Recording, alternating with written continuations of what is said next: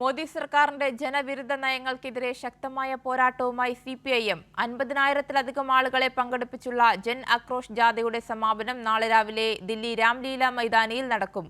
ഉത്തരേന്ത്യൻ സംസ്ഥാനങ്ങളിൽ ഫെബ്രുവരി 27 മുതലാണ് ജൻ ആക്രോശ് ജാഥ ആരംഭിച്ചത്. മോദി സർക്കാർ നടപ്പാക്കുന്ന ജന കർഷക തൊഴിലാളി വിരുദ്ധ നയങ്ങൾക്കെതിരെ പ്രതിഷേധം ശക്തമാക്കുന്നതിന്റെ ഭാഗമായാണ് ഉത്തരേന്ത്യൻ സംസ്ഥാനങ്ങളിൽ ജൻ ആക്രോശ് ജാഥ സിപിഐഎം സംഘടിപ്പിക്കുന്നത്. ജമ്മു കാശ്മീർ, ഹിമാചൽ പ്രദേശ്, ഉത്തരാഖണ്ഡ്, പഞ്ചാബ്, ഹരിയാന, ഗുജറാത്ത് ഉൾപ്പെടെ ഹിന്ദി ബെൽറ്റുകളിൽ ഫെബ്രുവരി 27 മുതൽ മാർച്ച് 20 വരെ 33 ജാഥകൾ സംഘടിപ്പിച്ചു. ഗ്രാമങ്ങളിൽ ഉൾപ്പെടെ 1000-ത്തിലധികം പൊതുസമ്മേളനങ്ങളാണ് സംഘടിപ്പിച്ചത്. വിവിധ ഉത്തരേന്ത്യൻ സംസ്ഥാനങ്ങളിൽ സംഘടിപ്പിച്ച ജാഥകളിലും പൊതുസമ്മേളനങ്ങളിലും 1.5 ലക്ഷത്തിലധികം ആളുകളാണ് പങ്കെടുത്തത്. തെരഞ്ഞെടുപ്പ് നടക്കുന്ന കേരളം, ബംഗാൾ സംസ്ഥാനങ്ങളെ ഒഴിവാക്കിയാണ് ജാഥ. ജാഥയുടെ സമാപനം നാളെ ദില്ലി രാംലീല മൈതാനിയിൽ നടക്കും.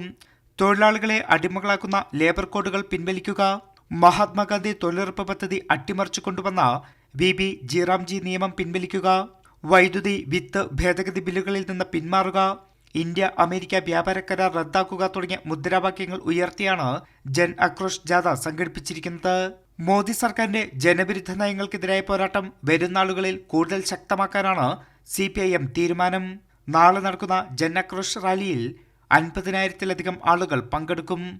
കൈരളി ന്യൂസ്, ദില്ലി.